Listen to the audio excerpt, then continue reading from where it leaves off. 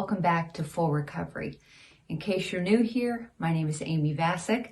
I've been posting videos twice a week since this time of isolation and quarantine began in an effort to just be an encouragement and try to make up for some of the lack that we as Christian women are experiencing during this time. I know many of you had meetings canceled. Your own ladies' meetings at your churches have not been able to take place. And so that's what this was started to just sort of make up for the lack of that and be an encouragement. I can't thank each of you enough who have taken the time to subscribe and to let me know in what ways this channel has been a help to you. I have heard so much positive feedback from the episodes with my husband about childbearing, specifically things that he was glad he did when our children were young. And I am just so grateful for every one of you who has taken the time to comment or like or share or subscribe. As I'm recording this video, this channel is at almost 500 subscribers, which is mind-blowing to me. I thought maybe, I didn't even know really about subscribing. I myself had not really subscribed to YouTube channels before this quarantine. I believe only our church's YouTube channel was my only subscription. So I didn't know if anybody else would be subscribing to this or watching it occasionally, and I am humbled by the interaction that I've had here. And as life gets more and more back to normal, we ease back into the swing of things, I will probably lessen these videos to once a week. I'm still praying about that and of course, getting my husband's input on what is something that I could feasibly handle. But as for right now, we're still going to continue with 2 videos a week on Tuesday and Friday. And I just thank you again for watching. Today, I want to talk about a subject that is something I've had to work on, and it's been a struggle. I think people in general struggle in this area. The Bible has a lot to say about this subject, and especially the book of Proverbs, which we're going to explore a little bit today, has quite a bit of information about this topic, and that is the power of our words. I first spoke on this topic at our own ladies' meeting. We have a ladies' meeting about once a month. We skip a couple of months out of the year, so maybe 10 months out of the year, 9 or 10 months, we have a ladies' meeting, and we call that our Velvet Meeting, and it's an acronym for Virtues Every Lady Can Value Eternally. Yes, I know it's a little bit of a stretch, but it does help us to just identify ourselves with the Velvet Meeting, and we all know what that means and what we're supposed to do. And so anyway, I first talked on this there several years ago, and the reason I spoke on it in the first place is because I'd been doing a Bible study about it and just trying to investigate further the importance of our words. But I began that night, and now I've done this in several places that I've gone to speak, and it's entertaining, but it really brings a point home. And what I do is have one lady come to the front by me, and I have a phrase, a well-known phrase, written on a card or a piece of paper that she will look at. And she will, in turn, explain that phrase to 2 other women who are sitting with their backs to each other, so they cannot look at each other. And they are sitting at easels with drawing pads on them. And so the lady with whom I've shared the phrase begins to explain in different words what is written on that paper. The phrase that's written on the paper, she will explain in other words. For example, if on the card is written, "Up a creek without a paddle," she would say something along the lines of, going in a body of water and have nothing to use, something along those lines. But as she's describing it, and this has happened, and I've probably done this, I don't know, maybe a dozen times at different places. But invariably, what happens is the woman doing the explaining of the phrase is not quite able to convey it in exactly the same way to both of the women who are drawing what she's trying to say. If you've played Pictionary before, it's a form of Pictionary. But they are going off what they're hearing from her, and of course, interpreting that information as they will, based on the limited amount of knowledge that they have hearing from her, and of course, not able to see what each other is drawing. And they will come up with sketches that are completely opposite from each other. And it's hysterical. Why is that? Because the person, the original lady who is describing this phrase, is not able to quote it exactly as she sees it. And because of that, those two women, even though she's explaining the same thing, her interpretation of what is written on the card, even though she's explaining that in the same words to both women, they will interpret her words in completely different ways and draw completely different depictions of what she has said. And I wish that I could show you a video of how this is illustrated, but I think you get the picture in your mind. And it is definitely illustrative of the fact that we as people do not process information in the same way. We ingest information differently. We process that information differently. And then when we go to relay what we're trying to describe, it's even completely different from someone else who heard seemingly the exact same thing. Now think about that as we ponder the power of our words. I have been blown away by in my history of church when I was young, and then being in the ministry now for almost 26 years. In September, we will have started our church 26 years ago.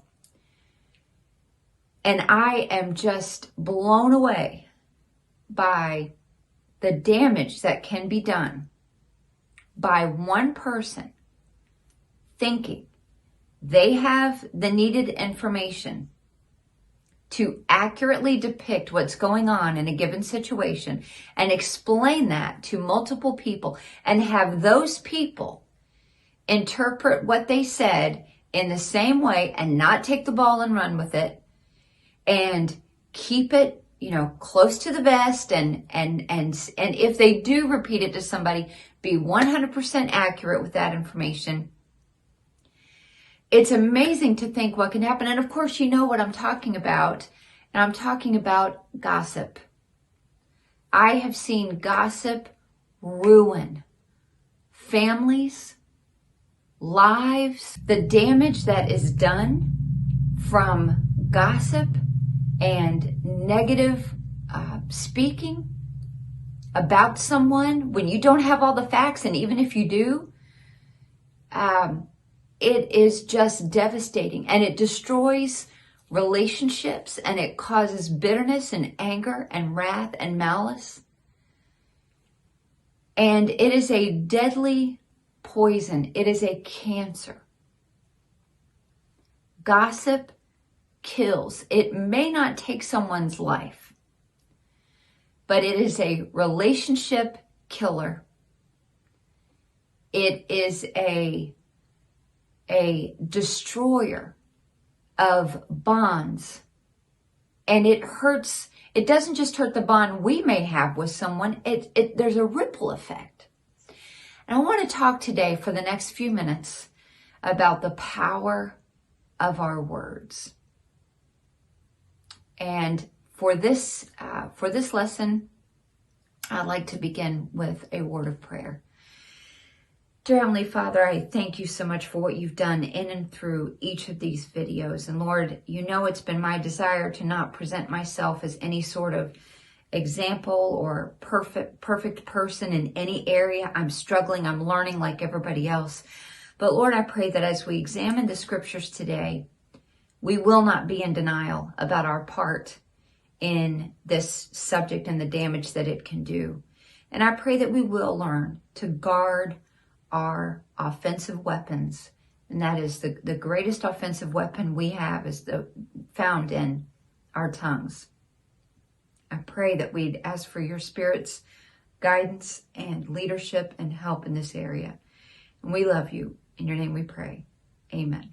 I read a statement on Facebook a couple of years ago. And this statement was so powerful to me when I first read it. But then it began to take on a little bit of a different meaning the more I thought about it. And that statement is this: live in such a way that if someone hears some gossip about you, their first reaction would be, I don't believe that. Now, that sounds great. That is a high and lofty goal. And certainly it's something for us to aspire to in our lives, to not be fodder for someone else's gossip and telling stories or telling lies about us, or telling the truth that we've done something egregious and giving someone some way to give information out about us that's terrible, but maybe true, maybe not true. The only trouble with that statement is, though, or the only problem with that is that that's impossible. And if you think it's not, just think of this. There's only ever been one perfect being ever born on this earth, and that, of course, is Jesus Christ, who never did one thing wrong, and yet was maligned and criticized and stabbed in the back and gossiped about. And he did absolutely nothing to deserve it. Did he live in such a way that everybody should have said, oh, we don't believe a word of that? Of course. Did people believe wrongly about him anyway? Yes, we know they did. They nailed him to a cross because they did not believe he was the King of the Jews. They did not believe he was the Savior of the world. So in that regard, it is impossible for you and I to live in such a way that every single person who may hear that gossip would say, I don't believe it. Let's be honest. Sometimes people are just inclined to believe gossip when they hear it. They want to believe it. They want to engage in it. It makes them feel good to hear bad things about other people.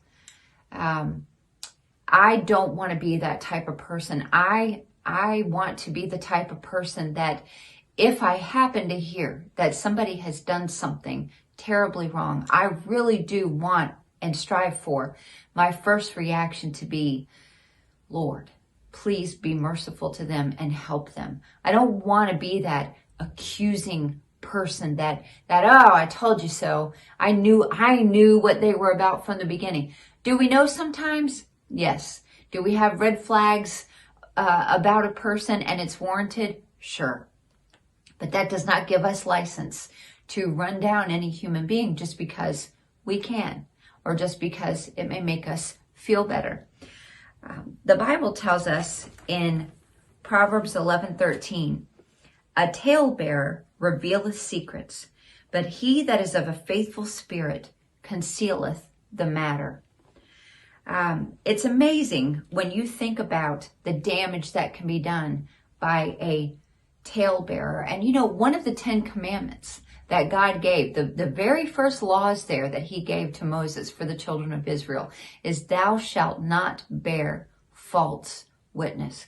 How many times has someone repeated a matter about a person thinking they had all the facts, or maybe not even caring that they didn't have all the facts, but in the moment they just had to say something. They just had to get it out there.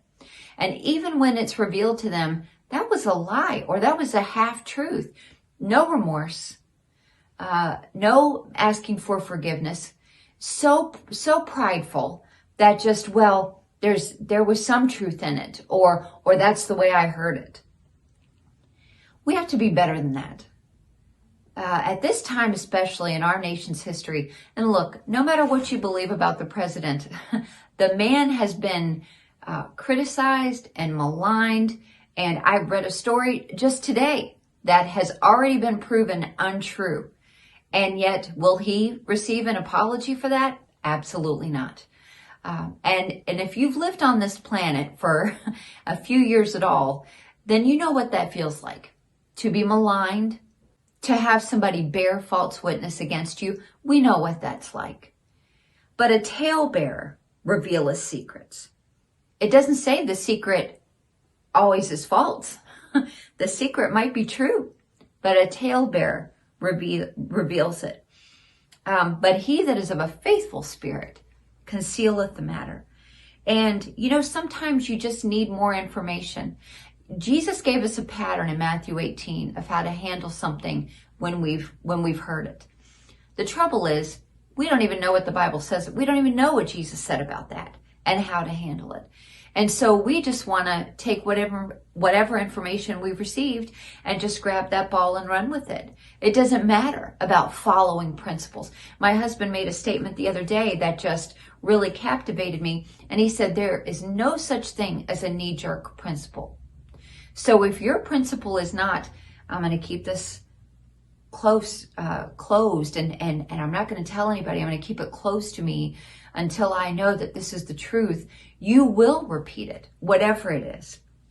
So some things to ponder before we speak. Number one, anyone that doesn't know what you're about to tell them is simple in that area.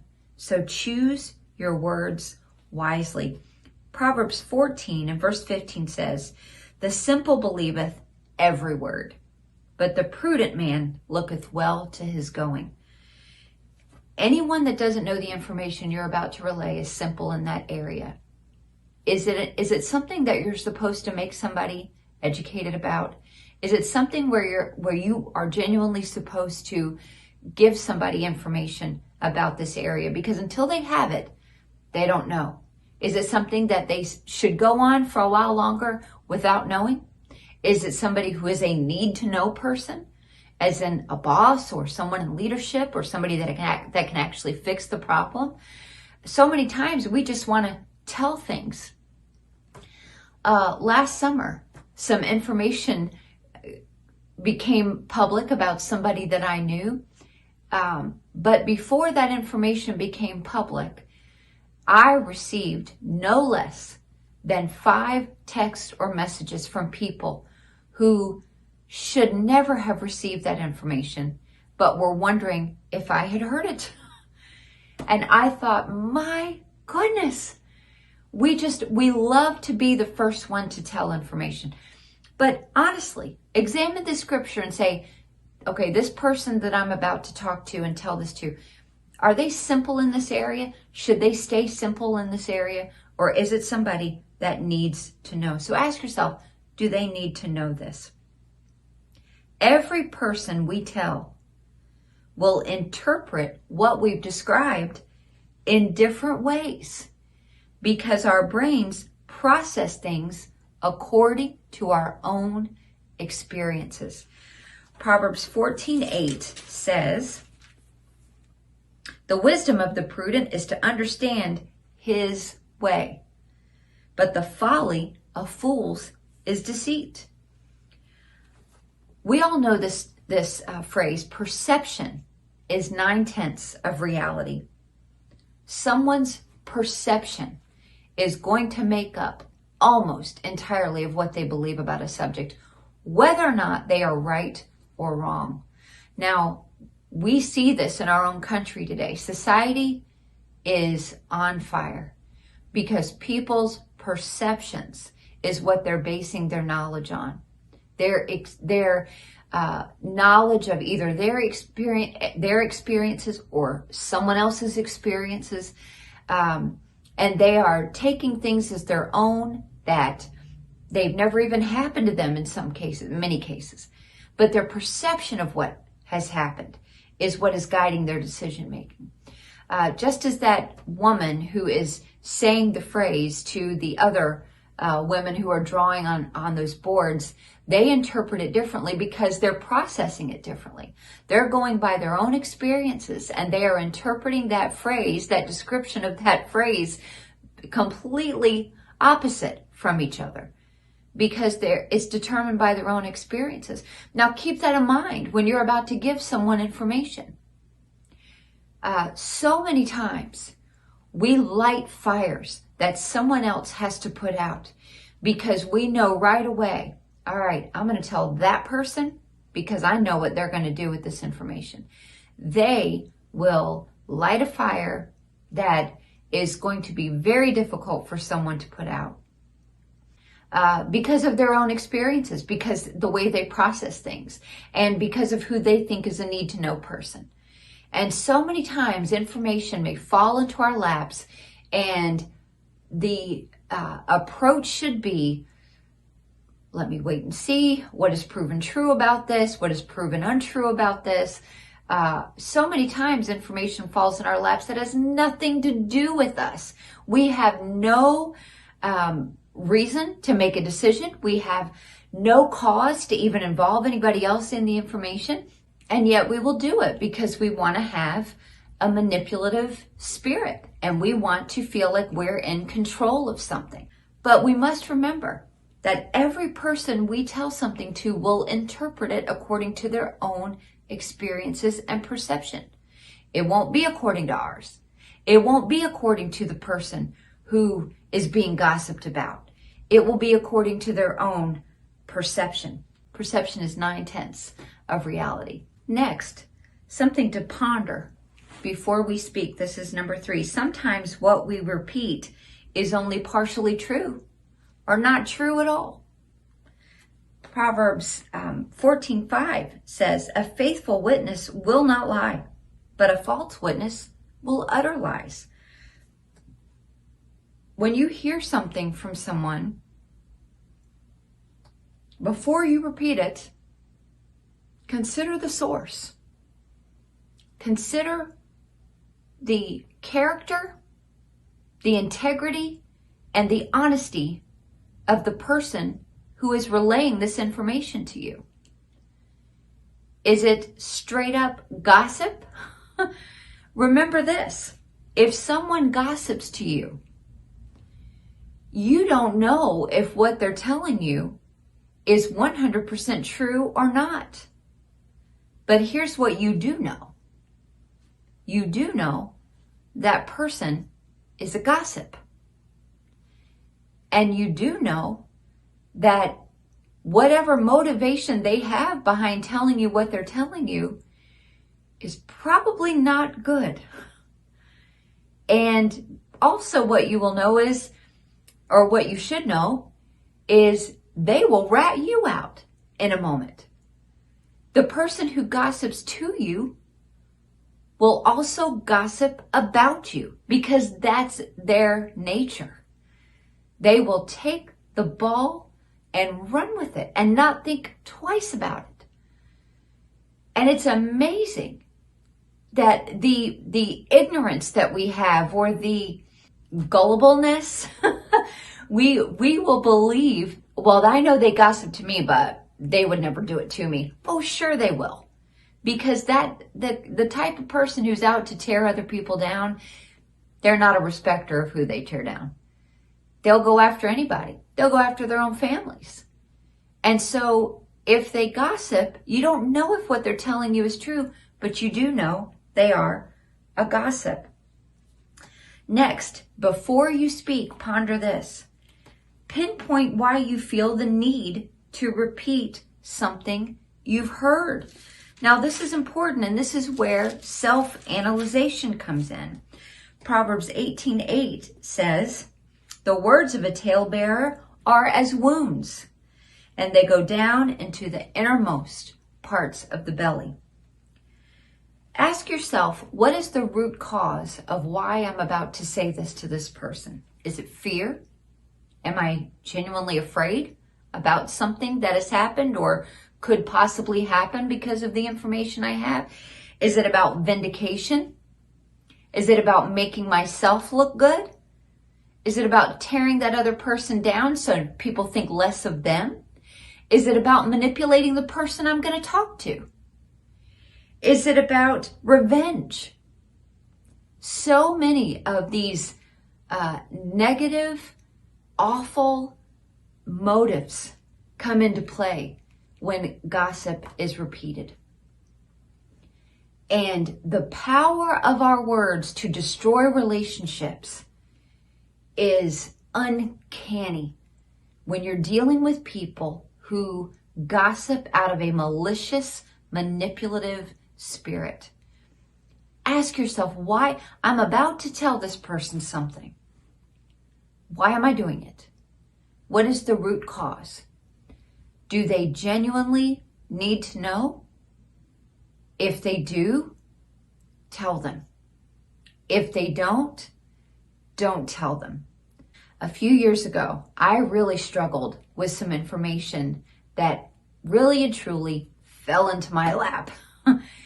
And I did not know what to do with that information. It was regarding someone here in our church. So I didn't know what to do. But before I said anything to anyone, I went to my husband, who is also my pastor. And I told him the information because he needed to know. And I said, what do I do with this information? He told me what to do. Now, I agreed with him. The action I took with that information was the right thing to do. The person to whom I shared it, or with whom I shared it, did not appreciate receiving that information. It was something they needed to know. It was something only they needed to know. I made sure when I told them that I made it clear. I was telling them in confidence, and that it would not be repeated to anyone else. A few days later, I was in for the shock of my life when it was made known to me that this person knew, and this person knew, and this person knew.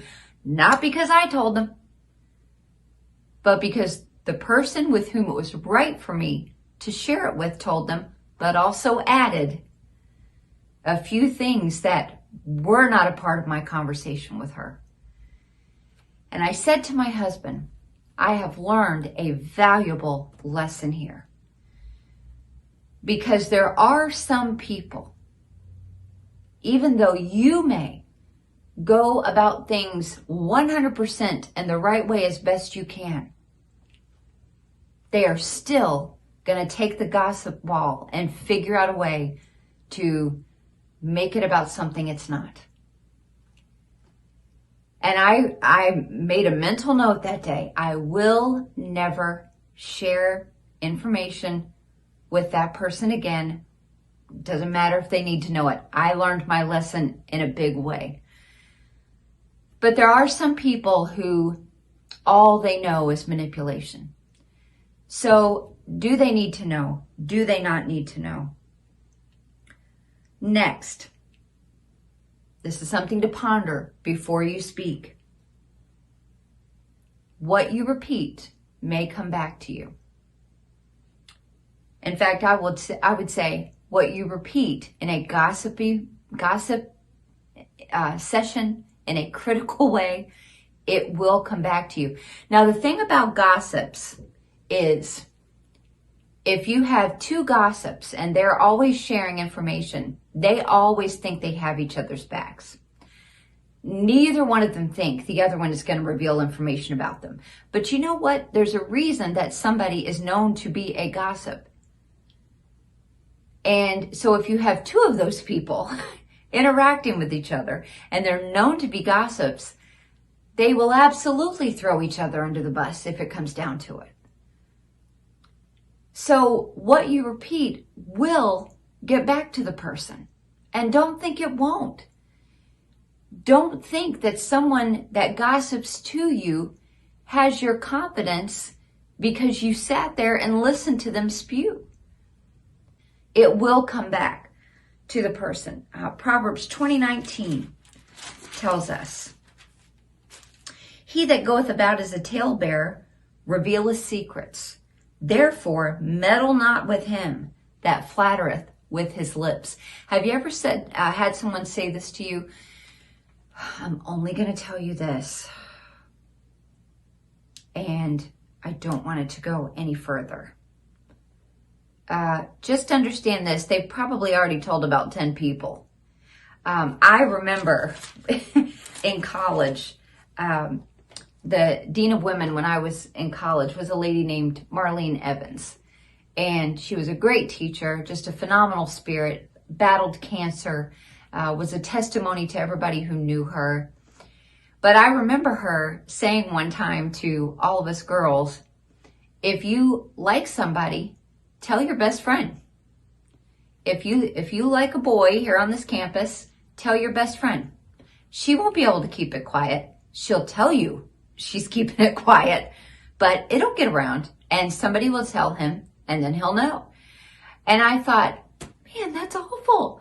But you know, the longer that I've lived, the more I understand that it is the rare person, even somebody that loves you and cares for you genuinely, it is the rare person that can truthfully take information and lock it away. It's extremely rare to have somebody who holds things for you in that kind of confidence. If you have a friend like that, treasure them. If you don't have a friend like that, and somebody that hasn't been proven to you in that circumstance, be careful who you trust, because they will tell things that you don't want to get out there. The Bible tells us death and life are in the power of the tongue. We can do so much damage with gossip and putting out information that is none of our business. And really and truly, you know, sometimes you'll hear people say, well, I just want to know how to better pray for somebody. If that's true, you don't need all the nuts and bolts and nitty gritty information to pray for them. God knows what's going on. Pray for them in a general way. Bring their name to the Lord, and He will hear it, and He will know what you're talking about. We don't need to pray more educated prayers. We need to pray more sincere, fervent prayers from a genuine heart of love and caring. And gossip is a killer. And it is a deadly force. And we can't allow that into our lives. In closing, I want to give you 2 stories. Stories about 2 different women who were born in the same region of the world, were born not a great deal of time apart from each other, but their impact on their world, the world they left behind, their legacy, and what we know about them today is vastly different. Both women were the wives of kings. They were queens. They lived in beautiful palaces. They had everything that any woman could want, but they thought about life and principles and their words very different from each other. The first woman was an evil queen. She was used to manipulating people and circumstances to get her way. She liked power and control. and she let that be known. She manipulated her husband, the king. She manipulated everyone around her. She had a heart of deceit.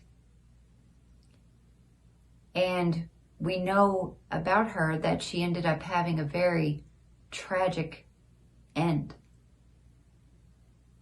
But one day, she came into her husband's presence and saw that he was visibly upset about something. And so she asked him what was wrong. And this powerful king, strong man, said to his wife, "There's a vineyard that I saw and I really want it, but the man who owns the vineyard won't sell it to me." And his wife said to him, "Just you wait. Don't be upset. I'll get you that vineyard." And listen to her words here, the power of her words. "And Jezebel, his wife, said unto him, Dost thou not govern the kingdom of Israel? Arise and eat bread, and let thine heart be merry. I will give thee the vineyard of Naboth the Jezreelite." If she had gone about it in a right way, we'd all say, "Oh, wonderful. She's going to work this out for her husband." But listen to what she does and what she says. "So she wrote letters in Ahab's name and sealed them with his seal, and sent the letters unto the elders and to the nobles that were in his city, dwelling with Naboth. And she wrote in the letters, saying, Proclaim a fast, and set Naboth on high among the people. And set 2 men, sons of Belial, before him, to bear witness against him, saying, Thou didst blaspheme God and the king. And then carry him out and stone him, that he may die." And you know, that's exactly what happened. Ahab, knowing that his wife would scheme and be undermining and manipulative and figure out something to make him feel better, let her work her evil deed, malign Naboth, who by all accounts was a very good man. And he ended up losing his life by being stoned to death because of some false accusations. Naboth's family did not get his vineyard. That was probably their only source of livelihood and income. And it was stripped away at the accusations of an evil, wicked, manipulative queen. There was another queen who had been born a few years before this queen, ruling in the same location. She came by her queenship in not the most ideal manner. And she did not choose to be queen. That relationship was chosen for her. Nevertheless, she was married to the king. Their firstborn child together did not live very long after he was born. But it wasn't too long before she gave birth to another son. And even though her marriage and her motherhood to this second-born son did not come about in the most ideal manner, this lovely, regal queen made the most of her circumstances and spoke some of the greatest words ever recorded in instruction to her son. Most Bible scholars agree that when we read these words, the words of King Lemuel, the prophecy that his mother taught him, that Lemuel is Solomon, and of course his mother is Bathsheba. But she spends the verses that are recorded in Proverbs 31 instructing her son in the ways of life, in what to look for in a wife, how to rule as a king, and how to let God rule through him, and gives him principles on how to be the best king he could possibly be. Open thy mouth, judge righteously, and plead the cause of the poor and needy. Who can find a virtuous woman? For her price is far above rubies.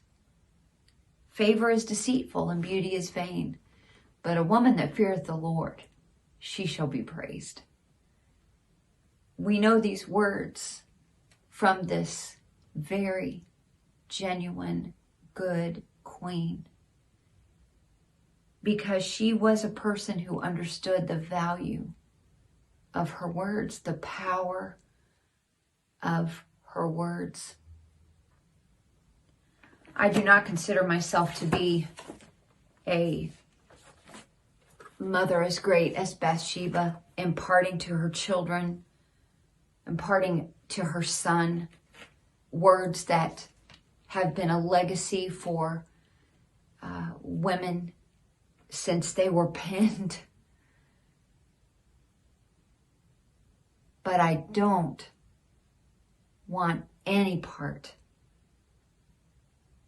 of the scheming, manipulative, revengeful, critical, negative, lying heart of a Jezebel. I don't want that anywhere near me. None of us is perfect at this. As long as we are alive on this planet, we will struggle to fully comprehend and control the power that is found in our words. But I pray that as we consider these two women, the damage of one and the edification of another, that we will aspire greatly to distance ourselves from the lying, gossipy spirit that is so prevalent among,